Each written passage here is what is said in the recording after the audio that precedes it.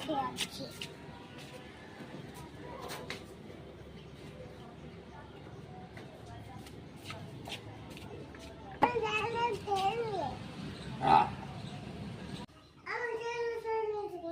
কে খেয়েছে?